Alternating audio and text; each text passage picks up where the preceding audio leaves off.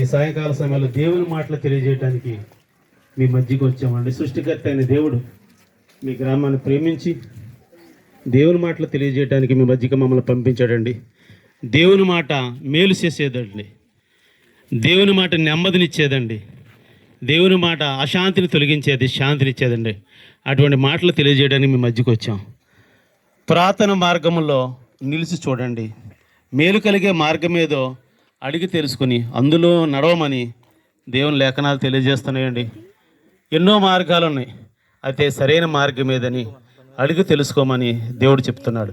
ఆ సరైన మార్గాన్ని ప్రకటించడానికే మేము మీ మధ్యకి వచ్చామండి. ఒకప్పుడు సరైన మార్గం తెలియక మాకు నచ్చిన మార్గంలో మేము వెళ్ళిపోయామండి.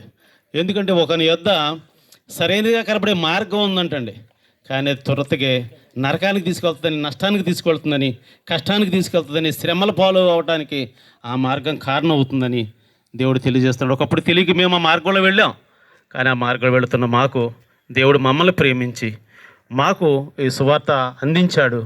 ఆ పురాతన మార్గం గురించి మేము తెలుసుకున్నామండి. ఆ మార్గాన్ని ప్రకటించడానికే ఈ సాయంకాల సమయంలో మీ గ్రామం వచ్చామండి. మేము ఏదో ఆశించి రాలేదు, ప్రభు పంపిస్తే ఆయన ప్రేమ మమ్మల్ని బలవంతం చేసిందండి, ఈ గ్రామానికి నడిపించింది.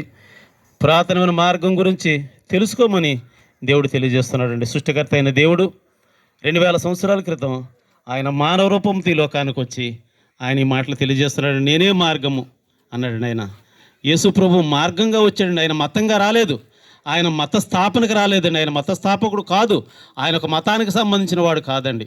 యేసుక్రీస్తు అందరికీ ప్రభు అని లేఖనాల్లో వ్రాయబడి ఉందండి. ఆయన్ని ప్రభువుని ఒప్పుకున్నా ఒప్పుకోకపోయినా ఈ భూమి మీద పుట్టిన ప్రతి మనుషుడికి కూడా ఆయన ప్రభు అయి ఉన్నాడండి. ఆ సృష్టికర్త అయిన దేవుడు గురించి ఈ విధంగా వ్రాయబడి ఉంది.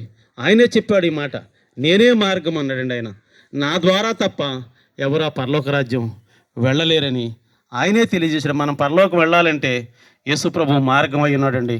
మార్గమైన యేసు ప్రభు వారిని కనుక మన హృదయంలో చేర్చుకోగలిగితే ఈ లోకంలో కూడా మన మార్గాలు, ప్రతి మార్గంలో ఆయన తోడై ఉంటాడు.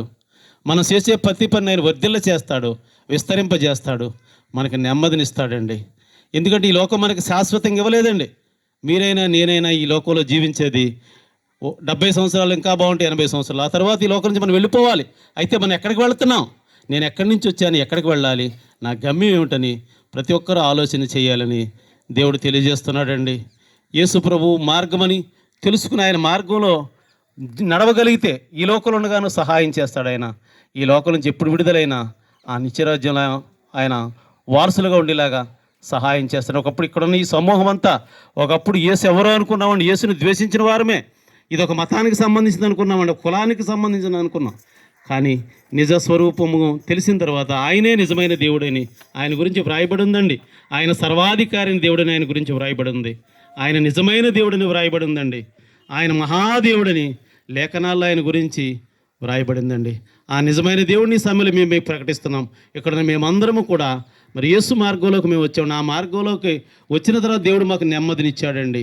మేము ఎప్పుడు ఈ లోకం విడిచినా ఆ పరలోకంలో, స్వర్గలోకంలో ఉంటామని ఆ నిశ్చయిత మాకు ఉందండి. మీరు కూడా ప్రభు అయిన యేసుక్రీస్తుని మీ హృదయంలో చేర్చుకోగలిగితే ఈ లోకంలో ఉన్నంతకాలం ఆయన తోడై ఉంటాడండి. ఈ లోకం విడిచిన తర్వాత ఆ నిత్యరాజ్యానికి వారసులుగా చేస్తాడండి. ఇంకా ఈ రాత్రి సమయంలో మరి ఈ కాలగట్టునే మరి క్రిస్మస్ ఆరాధన ఉందండి. మన కేత మరి తాతారావు గారు వారి కుటుంబం మరి యేసు మార్గంలోకి వచ్చి ఈరోజు క్రిస్మస్ ఆరాధన చేయాలని వారు ఇక్కడ మరి ఏర్పాటు చేసుకున్నారండి.